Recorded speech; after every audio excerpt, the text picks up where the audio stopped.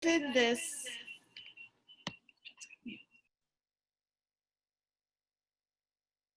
to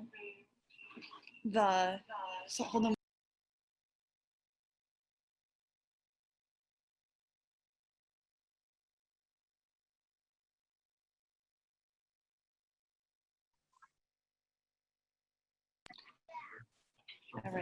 All right, that's better. No more echoes. It's always fun with technology. Even after all these months getting to know it, there's still some hiccups. So my name is Megan Weeks. I'm the assistant principal at Murdoch High School.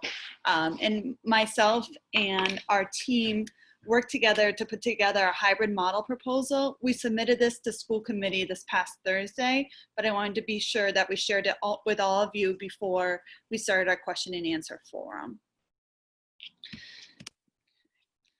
So the most important thing to know about the hybrid plan is that your students, your children will be grouped into one of really 5 cohorts of students. And this is really going to determine what days and times your student will be attending school live and in person. So in cohort A, we're considering that to be approximately half of the general ed student population. So your regular student that typically goes to school, we're going to put them in either in cohort A or cohort B. And what we will be trying to do as a district is to ensure that siblings are placed in the same cohort together. So no matter what school you're at, whether you're at Memorial or Toy Town, middle or high school, your students will be going to school the same day, no matter what.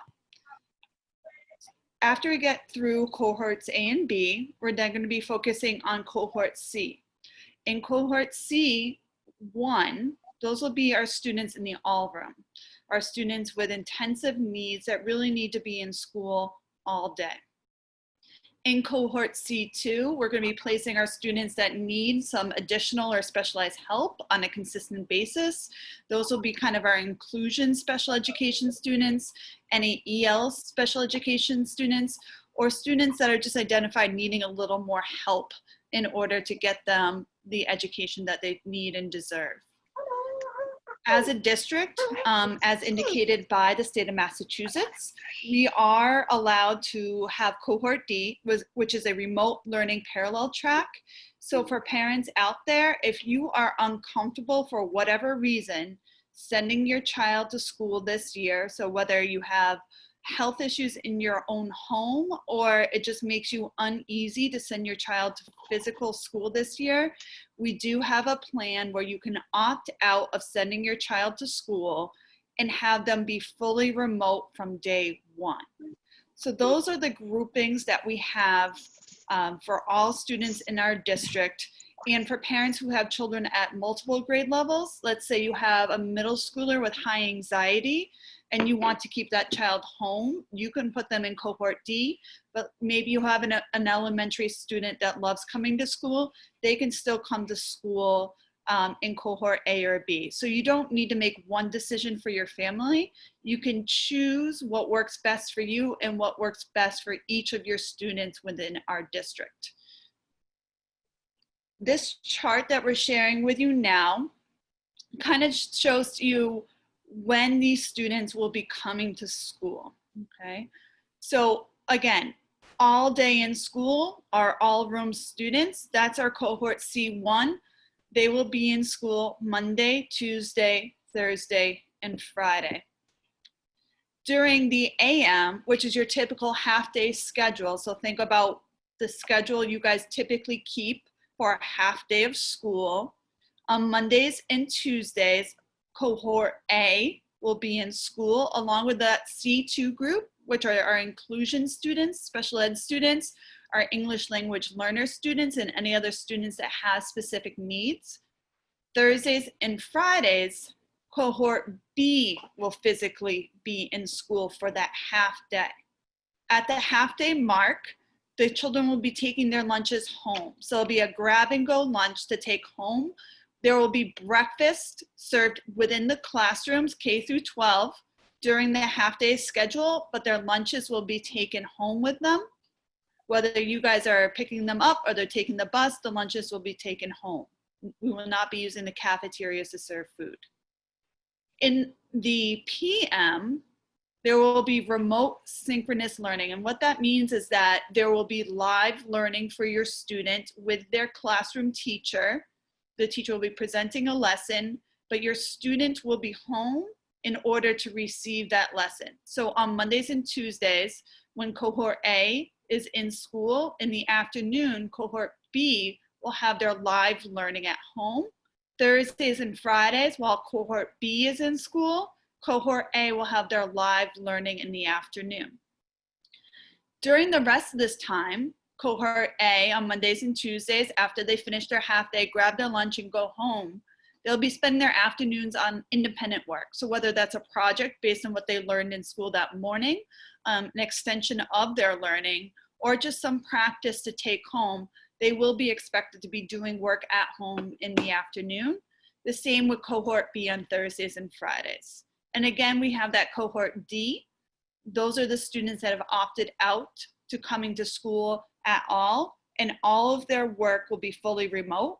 They will also have access to that synchronous learning, so a teacher teaching them live from home, and they will also be asked to do the independent work that cohorts A and B will be doing. You'll notice that students are not in school on Wednesdays, and that's a very purposeful decision. That is the day that our janitors will be doing a very deep cleaning of the school. So between the two cohorts coming to school, the schools will undergo a deep cleaning to make sure that the facilities are safe for your students and for our teachers. During that time is a lot of access points for our staff to have some common planning time, to have those parent-teacher conferences with you guys via Zoom or another platform, and for our special education parents and teachers to have their special ed meetings. Wednesdays, there still will be online learning for your students. It'll just be completely from home. So Wednesday is really the day to keep our facility clean and safe for your students. So that's really kind of the big picture of what we're looking to do in the fall to at least start the school year. And then Ms. Landers is here today, and so is myself and Mr. King to answer any questions you guys may have about this plan or concerns or anything in between. So any question you need to ask, we're here to answer today. Ms. Landers? Thank you. I'm sorry, I was typing at the same time. Someone, is this the plan for the year? No, the plan will fluctuate given the spread of COVID-19 where we are. Okay. Oh, I'm so sorry. Can you hear me now? I was talking and I was on mute. I'm sorry. So this is not the plan for the whole year. We're submitting 3 plans to DESE. One that is an in-person plan, the hybrid plan, and a remote plan. The plan that we're implementing in the fall there's not been a final decision on. It goes to school committee on Wednesday with the final vote on August 10th. It's gonna depend on the metrics in our community for the spread of COVID and any information we get from the state. So it's not necessarily the plan for the whole year. I'm gonna let Mr. King answer this question. Every student will be on a half-day schedule. Will this affect honors and AP classes? I don't have audio at all. So. Oh, I'm sorry. No. And also dual enrollment at the Mount. And I would also say at Worcester State.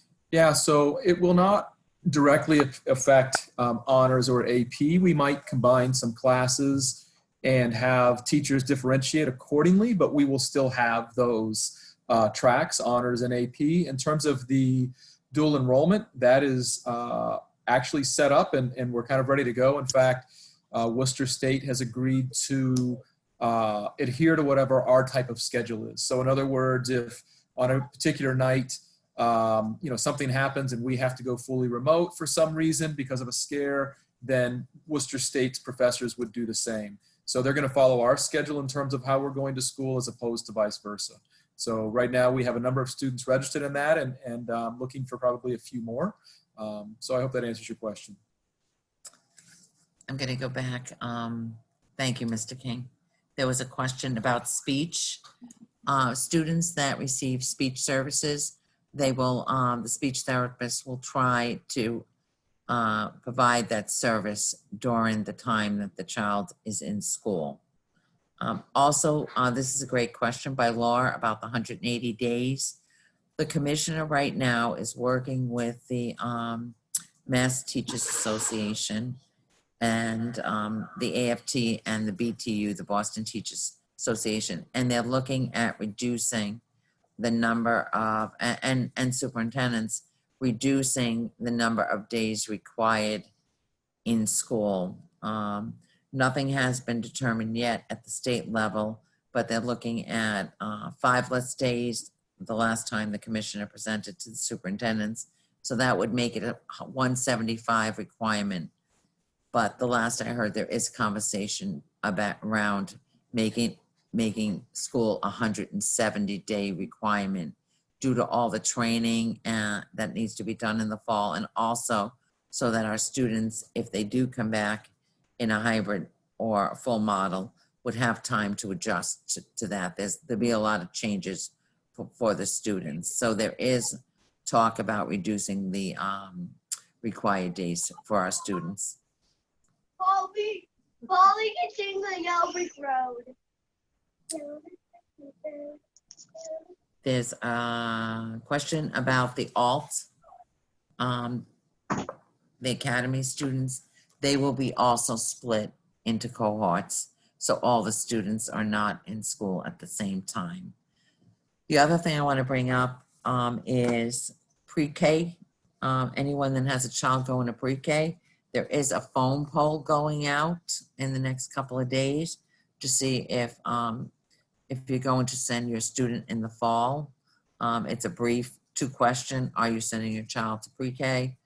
Or if you're not sending your child. So we can plan for that because they're included in our plans to keep everyone safe. And let me see what else. There's a question that says if parents have the option to keep their kids home for remote learning full-time, why don't parents also have the option to send their kids to school full-time? The problem with, so parents do have the option of opting for remote learning. There will be, for anyone that wants to participate in the full remote option, there will be paperwork going out to families that they can sign up. So we want to make sure students aren't coming in and out. We want to make sure it aligns with the marking period. The reasons why parents can't opt to send their children full-time if the district isn't offering that. One of the reasons the district is not able, we have a 6 feet requirement. The state asked us to look at a 3 feet spacing between children. We are actually here in Wichita doing a 6 foot to keep our staff and students safe. So we have to reduce the capacity of students we have in the building because your child might have been in a classroom with 24 children. Right now with that spacing, we could maybe only fit 12 students. We had to measure all our spaces within the district at all our schools, and we're have to submit how many students we can fit in the class to keep them safe to the commissioner on Friday. There was a good question about having the little printed packets be available to some elementary students. Yes, the printed packets, I will make sure they're available to elementary students or any age student if there's a request for that. And so I guess there's also the anxiety about parents working. Like how will they be able to, how will parents be able to work full time? So I did receive, in this conversation, I'm having a conversation with the director at the Y. On August 3rd, I received a phone call from Mike Quinn, and there will be spaces hopefully at the Y, but nothing's been finalized because he is still waiting for guidance from the state. And he spoke to me on Friday about maybe having the option if students went there they could actually do their remote learning there, the time that they aren't in school with supervision. Would a child on a 504 plan be considered in C2? It depends on the services on the 504 plan. And what about specials? So we right now need to plan for the fall, or and right now we don't have a plan for specials because the guidance from the state just came out on Friday. They just sent that guidance. We will certainly look at that, but we also have to make sure to keep the numbers down in the building and have the space. But I know that's really important to the community. To be honest, it's very important to me. I'm an advocate for the arts and phys ed, and obviously we want students to be able to access everything they can. But in doing that, we have to make sure everyone's safe.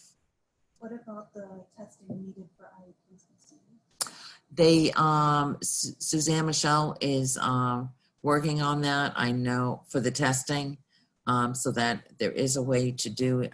There's a program you can do it remotely. I will have her send something out, notification to the families about that, because we are required to do testing even during the pandemic. How do parents let you know if they want to keep their kids home? I'm going to send out paperwork through a one call, and if parents can return that, I would prefer being able to do it electronically, so parents can go on the computer. So people don't have to worry about printing it off and mail, limit the paper going between home and school. So I'll try to get it on the website, but if that's not possible, I will link it do a one call, and parents can sign up for that. Because there'll be paperwork they have to fill out. And that's for keeping kids home. That's for all remote. If parents want to opt for all remote. Will there be grades this year, Ms. Landers? Yes, there are going to be grades this year. The expectation is that we grade children, whether they're in person or hybrid or fully remote. That is the expectation. A parent asked, she was hoping to do some driving for her kids, but also using the bus occasionally. Will the bus be an option? If it's consistent occasionally, so if you were going to drive and you knew a day of the week that you couldn't, the problem with just having students go on and off of riding the bus is we have to maintain that distance also on the bus, a 6-foot distance, so it would be hard to plan for those students. Are you making plans about the actual space itself, about airflow circulation and the 6 feet apart and how desks are being cleaned? Yes. So we are planning for the 6 feet apart. If you at Memorial and Toy Town, a lot of the learning space children are sitting at tables. I asked the principals to tell me how many desks they need. We prefer the students be at desk. It's very hard to have students at a table, 5 or 6 working together, and that's to keep them, you'd have to use, separate the space by plexiglass, and we were worried that that would be very intimidating for the students. We want them to feel comfortable at school. We actually ordered new air filters for the district. There's a brand called MERV 13, and we are having all the filters in the district changed out to that. That's what they recommend to help with air circulation. So we have looked at that. We also removed all the rugs at Memorial School because it would be very hard to keep them sterile and keep, we wouldn't be able to disinfect them. We wanted to have a surface which we could disinfect every night. So there are modifications to all the buildings that we've had to look at. And what about masks, Ms. Landers? Will they be wearing masks in school? There's been 3 or 4 questions about that. Okay, so for the mask, the state mandate is anyone from second grade and above.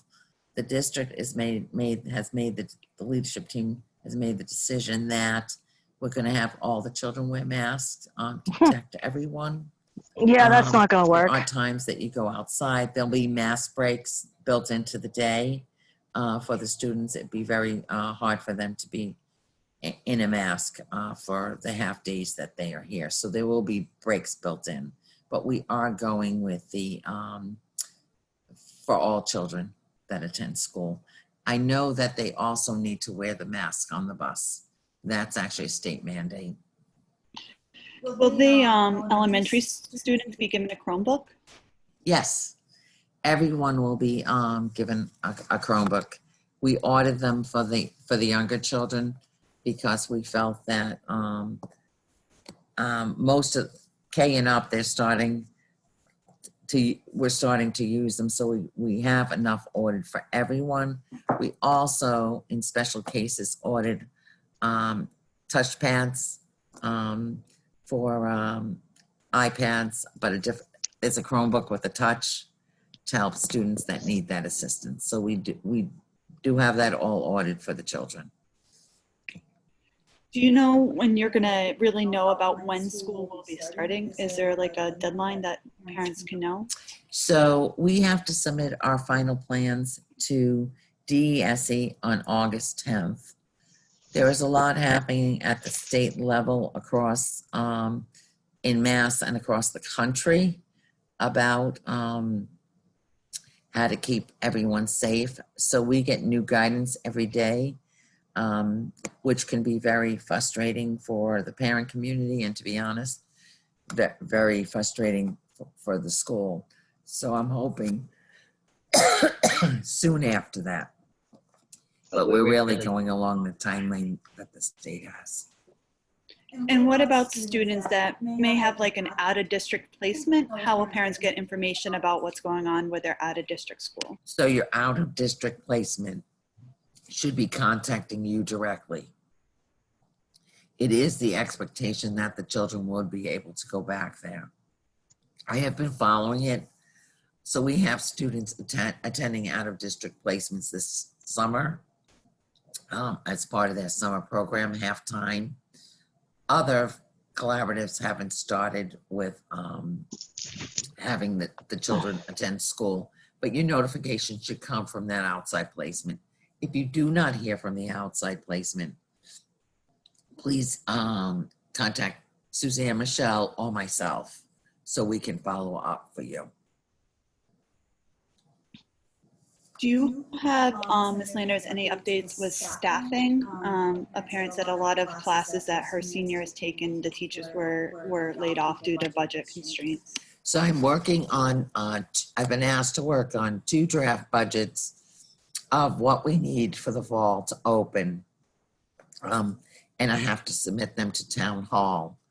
Our town meeting in Wichita isn't happening until the end of August. So if we go to a reduced school year for students, we will be able to, the town meeting will occur before school starts. I have been in conversation with the town about we need to make decisions on the staffing in the building. We also are evaluating how many parents, the survey I sent out, how many parents want to keep their children remote. So that's gonna decide the staffing that we need for the fall. It's the hope that everyone will be able to take the classes that obviously that they need.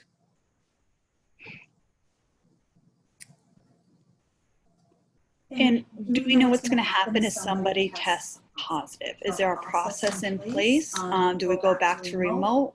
So if a teacher or a student or a student's parent tests positive, how do we communicate that information and what will happen to school? So we actually at each school need to have a nurse's office and a medical waiting area. So if a student becomes sick at school, they come to school and somewhere during the morning, they become ill, we have to have a place to keep the students safe till their parent picks them up. If a staff member becomes ill at school, we would get coverage and they would have to go home. There's we'd have to quarantine staff and we would notify the parents, not who the student is, but to make them aware. There'd be ongoing communication. There is a worry. I'm going to speak from where I sit. That's why you're not seeing a lot of movement in classes, and that's why we have the Wednesday as the day that students have off. We don't want the A group to be interacting with the B group. We're trying to cut down any cross transmission. So we would notify everyone, and anyone they were in contact with. So there'll be seating plans for the classrooms and there'll be seating plans for the buses. So we'll know, and that's why we want to have a good idea we need to have a good idea who's on those buses every day. So there won't be a lot of movement, so we can notify. There is a 28-page document from the state. We're putting it in a chart. Everyone has to be notified. And the bus drivers, the 2 bus companies that we're using, they are actually going to check in with their staff every morning before they leave the terminal. They're going to do temperature checks. The state does not want us to do temperature checks of children because there's a lot of false positive or vice versa. And they're not finding them to be to be an effective measure. So we're going to rely on partner with parents to make sure, and we really encourage if your child is not feeling well, that you keep them home. There's been a few questions just about student social emotional health. What if student has anxiety about coming to school but really does want to, or students that are struggling with their independent work, will there be supports for the students and honestly for the parents as well? I think they're asking. Yes, absolutely. Absolutely. And then sports, have you heard from MIAA what is going on with sports? So at the end of last week, I read the final, one of the most updated document. They're talking about delaying sports to September 14th. And I'm not sure that won't be extended out. There's talk about having fall sports in the spring. There's a lot of conversation in the state level of how you keep students safe. So if students are going to games in different communities, you have to be careful there's not a large number of cases in that community. So all this stuff is being discussed at the state level. So no final decision has been made. There's a question about kindergarten registration. Will there still be meetings, or are they just going to email the packet into the district?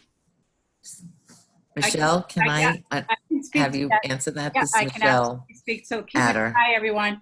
So, kindergarten registration, it is ongoing. It has been ongoing since we've been back in the offices. So, you can either, get the information on the website and download it or print it.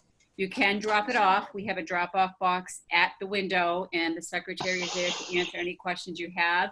If you are not able to print it off the website, you can either call us and mail it. We'll mail it to you, or you can simply come to school and pick it up. So we are taking kindergarten registration. Thank you. And also, if you live closer to central office, the office is open every day from 7 to 4, Monday through Thursday. And during the closure at the end of the year, a lot of people dropped off or mailed it even here. So you have those options. And what about MCAS testing? Have you heard anything about state mandated testing? There's still conversations. That's has to go before it's out of the commission's control too. It has to be a vote of the legislators. so there hasn't been any decision. I think it's gonna, Mike, this isn't anything that I know, but I would think that all the things with the opening of schools and what happens with the virus is going to play into that for students. And then also, just speaking about a student that's ill, have you heard anything about absences? Are they going to be held to a certain number of absences, or will there be some sort of wiggle room? Nothing official has come through, but I will tell you there will, in Washington, it's more important that the students, if they're not feeling well, protect them and all the other people they would come in contact with. I know that's, that he hasn't come out, Commissioner hasn't addressed that. I'm actually going to be on a call with DESE this week, so I'll actually ask that specifically. They had us do away with absent awards, no absence, different awards that students get to encourage students to stay home if they're sick. We are still tracking attendance for both in-person and remote. We are tracking attendance for in-person and remote. We do have to do that. And it's tracked separately. And that it's every plan is tracked separately. And someone's just asking for some clarification on if someone tests positive, will everyone they came in contact with have to stay home for 2 weeks? And if so, will they just be doing remote learning? Yes, they would have to stay home. There's a question about what are the hours in the morning and in the afternoon? We are still working on the hours in the morning and the afternoon. You will know that sooner than later because we have to make sure, because we have to do the spacing on the bus. We're going to have to work with the bus company around the hours that because we'll have to do more than one run in each case. Memorial and Toy Town will not be on the same bus. That's definite because we'd have too many students on that bus. We have a new bus company this year. We went out to bid, and the new bus company is North Reading Transportation.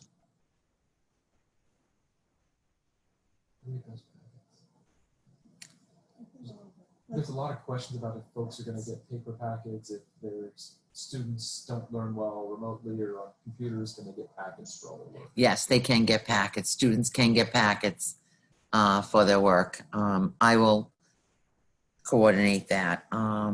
Some people did reach out toward the end of the year for paper packets, and the teachers would send them to me, and I would print them off, and parents would be able to pick them up in the lobby of central office. I would leave them on a table. So we'll work with families on that. And how would you turn those packets in? Same thing, could bring them back. If the schools are open, then they can bring it to the school, the front window of the school. God forbid we have to close down schools again, they could drop it off at central office.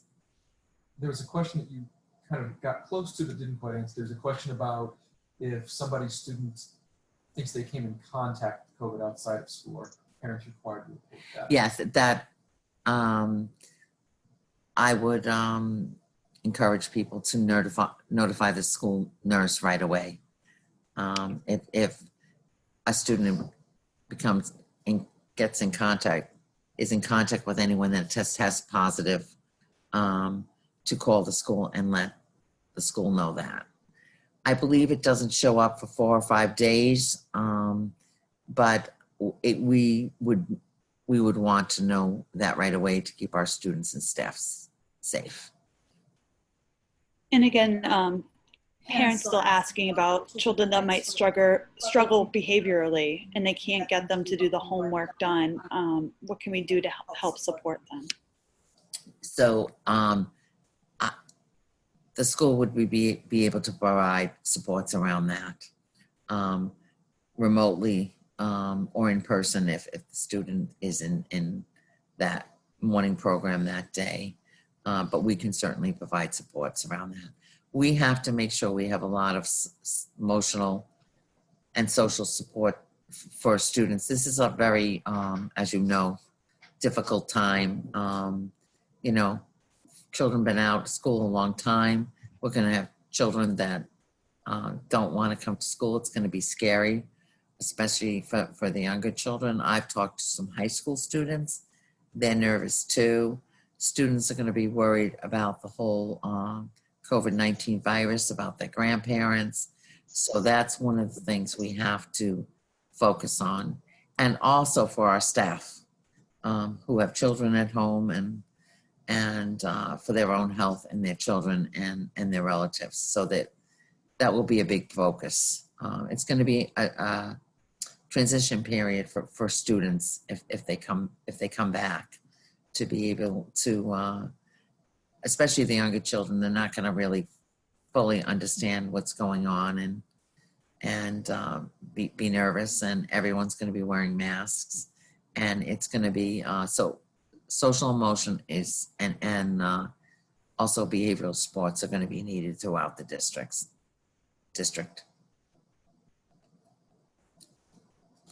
If a student has too much anxiety for like hammer-on Zooms, is there a way to work around or to do something different? So, to be on the camera, yes, we can work around that. Absolutely. We would want to know that the student's engaged, but we'll work with the parent around the way to track that. Because there are some adults and children that get anxiety being on the camera, including the superintendent. The superintendent does a mighty fine job, I'd say. And then with the hybrid plan, do you get to choose, or are you in your cohort and that's where you stay? Children will be placed in a certain cohort. The only accommodation will be made, we want to make sure if they're placed in a cohort and they have siblings at other schools and someone, but they won't be able to switch between cohorts.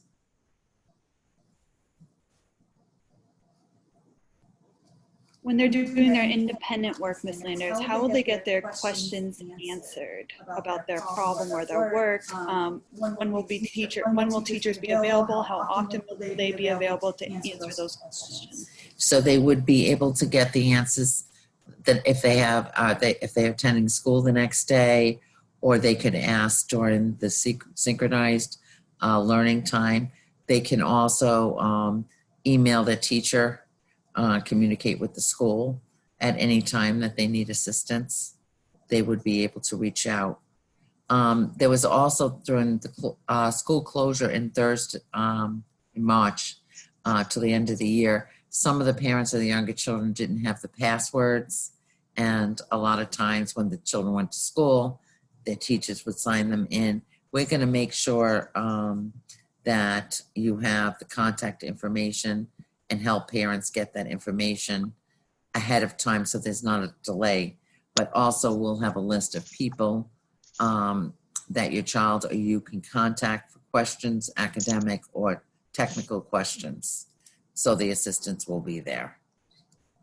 And is there a way, if parents already have their child in daycare with other students at the same school, to request to be in the same cohort since they're already with the same group of students?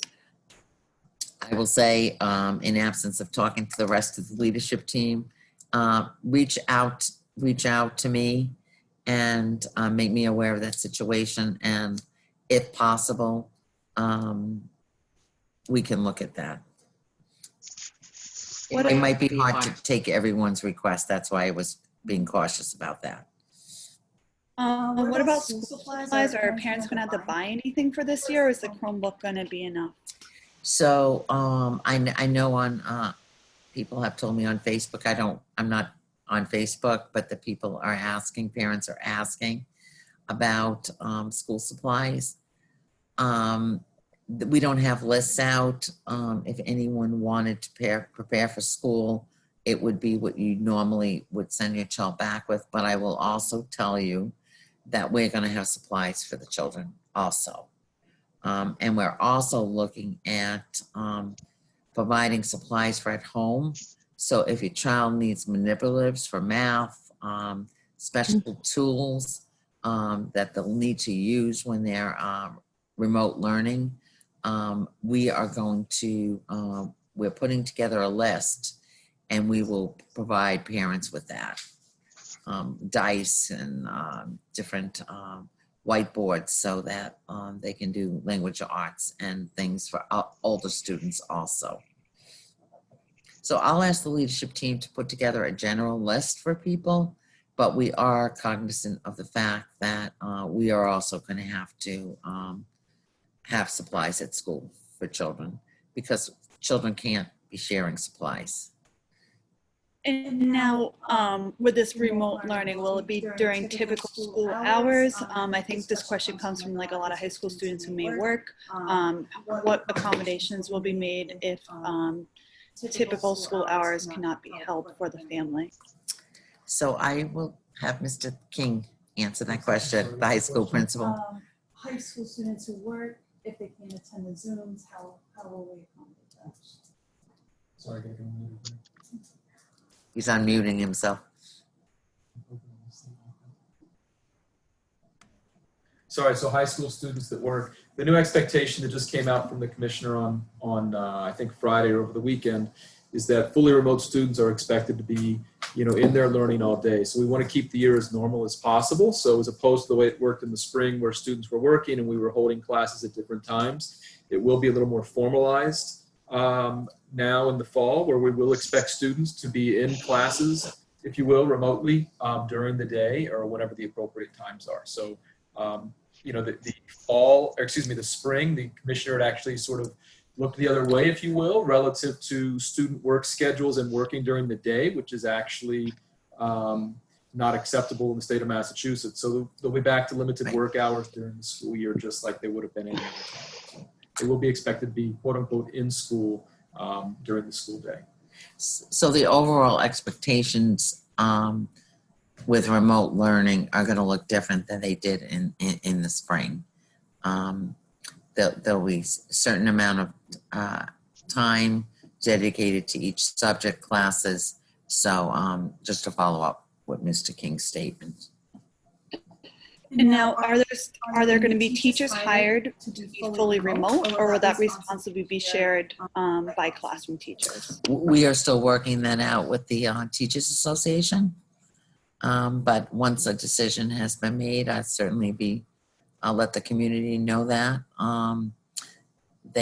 Some teachers might, for different reasons, need to be remote teachers. We're looking at all our staffing and to see how we can accommodate all the different plans and what we need to do. So I can't give a definitive answer right now. And this is a good question because I think it's a K through 12.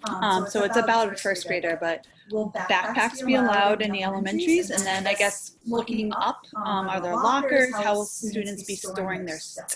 So lockers, we've received guidance from the state that students should not be using lockers. I have not heard anything about backpacks. What we are doing is we are going to purchase a special bag for each student to put their Chromebook in and their charger. We have ordered a lot of new chargers because at the end of the year, a lot of them were dying. So that if a student is using their Chromebook in school and we have to go fully remote, the whole district, and they wouldn't be back the next day, that they can take it. Well, actually, they're going to have to transport it back and forth in case we get guidance that we have to close. But lockers, no, absolutely, they won't. They recommend we do not use them.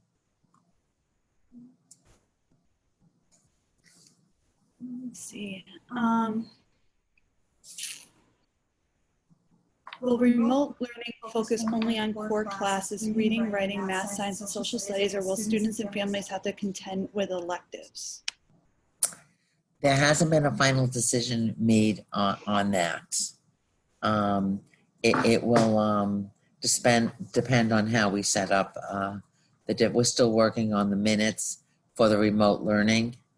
And it wouldn't be electives every day. It would be what I've seen of the draft plans maybe once or twice a week, but that's still up in the air because we just received that guidance on electives on Friday about, different things have to be held outside. You have to have materials for every student, and the students are going to be limited in school. So we're working that out, and also taking in comments from parents about the importance of that. So we're still working through that. And what about tutoring for students that feel like parents feel like their students behind because we didn't start right away in the spring and they feel like their kids behind? How can they help their student be caught up, and how can we help support that? So I would recommend you reach out to your child's principal or their teacher and express that concern. And we'll see what accommodations we can make. And with these new elementary students having a Chromebook for the first time, will they bringing those into school, or are those just for home? They will be bringing them into school also, and there'll be training for the students. We know there's a learning curve there. What about a summary of today's meeting? And then obviously there's another forum tonight. How can we get this information out to everybody? We're taking notes, so we will get all the information out. I wanted to set up a separate email address on Friday, and everyone from technology wasn't here. So we are also setting that up today. Yeah.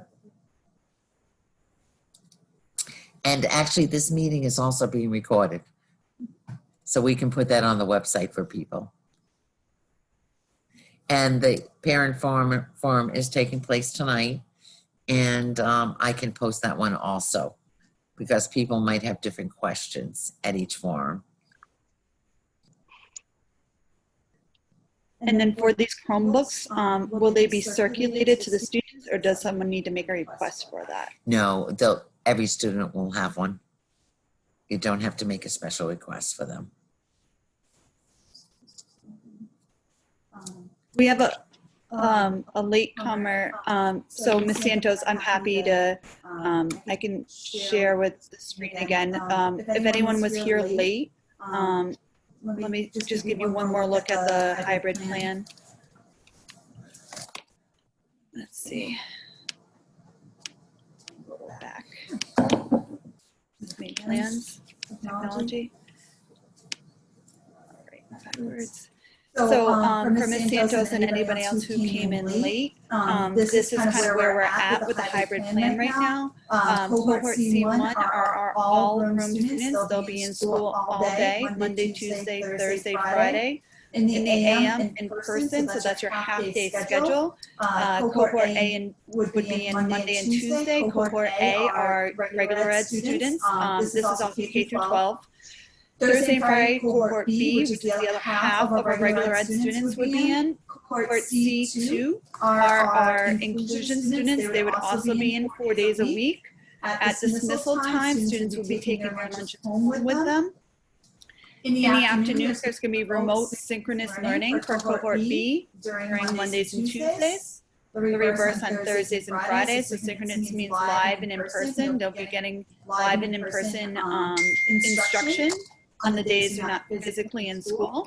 And then the opposite cohort, so AM in person would be Cohort A on Mondays and Tuesdays. Then in the afternoon, that group will be getting their independent work. Vice versa, Cohort B will be doing that on Thursdays and Fridays.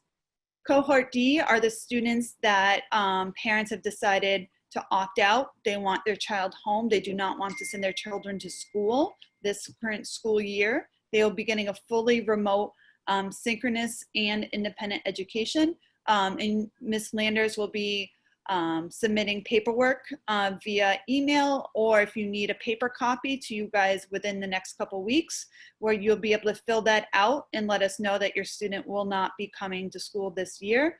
Wednesdays, we've set aside for deep cleaning, common planning time for teachers, parent-teacher conferences, special education meetings, and then more that synchronous live instruction between teachers and students in all cohorts. So that's just kind of the brief overview of anybody who came in late of what the hybrid plan looks like for Winchendon Public Schools. And I saw another question, will there be training for parents on using the Chromebooks? Absolutely. There will absolutely be training for parents. There's a question about keeping the Chromebooks at school if they have something at home. I think they need to give me an answer. Sure. Go ahead. Hi, this is Thad King, the principal at the high school. There's a question here about if folks have a computer at home or a Chromebook at home, can they leave their school assigned Chromebook at school? We have a lot of permissions set up on the Chromebooks as well as apps on our Chromebooks that the students would need access for. So it would be best for them to take their Chromebooks back and forth from school to home so that they have access to everything they need at all times. And if something happened and we received a message from the governor that we needed to shut down school for whatever reason, we'd want the students to be able to, would have their tools at home.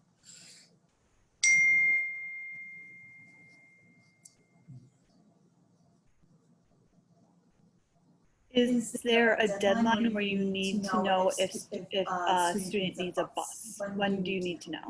So I have from the survey about half, I received about half of the responses from our parents. I'm checking now last year's list with current student list for this year. I would like to know in the next couple of weeks the plan, because I think it's important for parents to be able to know the bus schedule. That is the goal. And so I will send something out to parents to get final information from everyone of what you need. And I'd also like the bus company to do a training, not a training, a presentation for parents so that you know what the bus company is doing to keep your child safe. And you can ask the bus company for direct information. So I'm hoping in the next 2 to, at the most, 3 weeks. And more busing questions. Can siblings sit with one another on the bus? What's going to happen with those situations? So right now, no one's sitting in the same row. The way they've mapped out the plans, we can, the state says that siblings can sit together. So I can work with the bus company on that to keep the siblings together, or at least that's the child in the next seat by separation. But they encourage us to keep siblings together as much as possible in a family. Another good question. Many holidays fall on Mondays. Will this affect equity and scheduling for that cohort? That is a great question. And we will have to look at that because that is an excellent question. In mapping out the plans, I don't think anyone thought of that because that will be an equity issue. So we will look at that. I appreciate that question.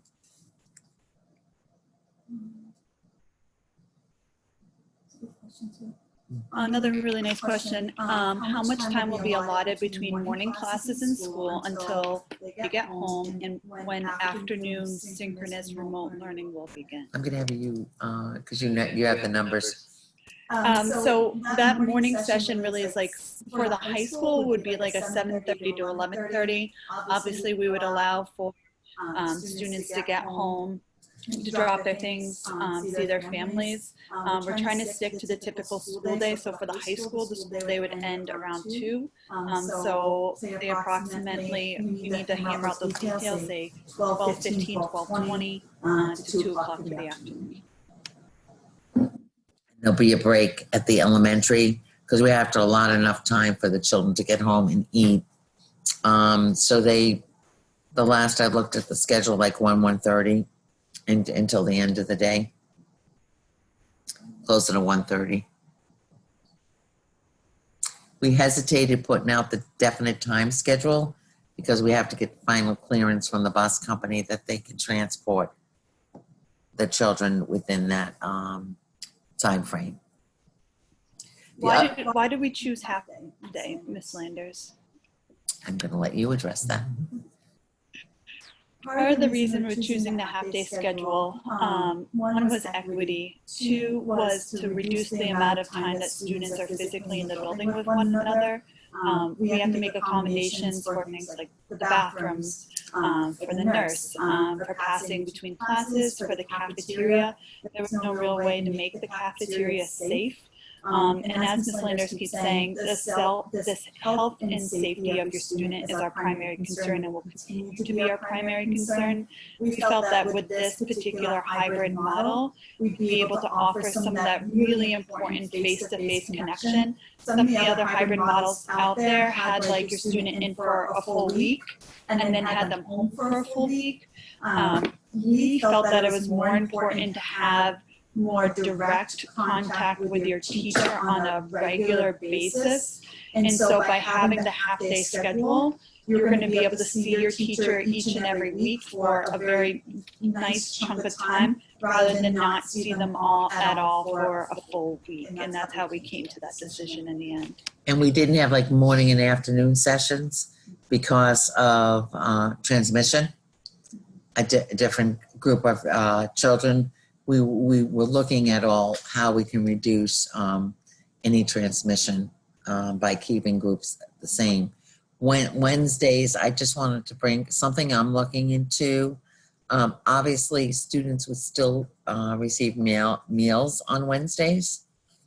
We would do the delivery to the drop-off, and we also deliver some meals to right to families' home. I'm going to try to work something out with food service. We are going to apply for a refrigerated and a way to transport hot meals. If we can do that, I'm looking into being able to do that on Wednesdays for the students. It's very difficult to do it during the school year consistently when they're here for the half days, but we're looking at that because we know that's important too. A lot of people on the survey I sent out said they did not want the children eating at school. I don't know, we were trying to weed that out. Was that because of having students go to the cafeteria? We will have them be able to take meals home, but we will also be supplying food in the community on Wednesdays for families and students that want to access it. And I guess in general right now, I think parents are really just feeling the anxiety. Ms. Landers, do you have any message to them about, just juggling work and kids of all ages and how we're going to make this work? So it is a stressful time for families right now, juggling work and the anxiety with their students. And this is certainly a different time. I think that we have to work together to keep your children safe and our staff. And, if you have any particular concerns, please reach out to me. I'm going to give you my direct office number, 978-616-1451. That goes directly into my office, which I work out of. You can certainly reach me by my email. If you have a particular situation that you want to talk to, please feel free to reach out. We're trying everything we can to reduce the families in our community and the students, everyone's anxiety around the situation by keeping everyone safe. But there is no doubt it is very difficult for families that are working to be able to juggle it. And that's why we did the days consistently versus separating them out. And I'm hoping we get through this time in everyone's life, that it passes sooner than we expect, that a vaccine is found. I want to apologize that you're going through this. I know that's not going to make you, it's heartbreaking to see what families are going through and our students. When you talk to high school students and they say, I'm afraid to go to school, and I'm sure the little guys are telling you the same thing. Well, we'll do everything we can to make this less stressful for you. No, but knowing that we can't take away everyone's worry. So please, I really mean, reach out to me, even if you're frustrated or you don't feel you got answers to your question. That's what I'm here for. And I'm glad everyone came out to 60. We have 64 people, so that's great. I really appreciate that. And we had over 70 people participating in our focus groups in the community, and I want to thank them also. They went to endless meetings and donated time and went over plans, and I really do appreciate that because it helps when we're all part of this process. But anything I can do, I mean that, just reach out. I would give everyone my cell phone. The commissioner actually did that. He gave us all his cell phone if you have any questions. If things are getting confusing as we get open to school, I will offer that. I'm here every day, so please feel free to reach out. And I will post this recording as soon as we get off. Does anyone have anything else?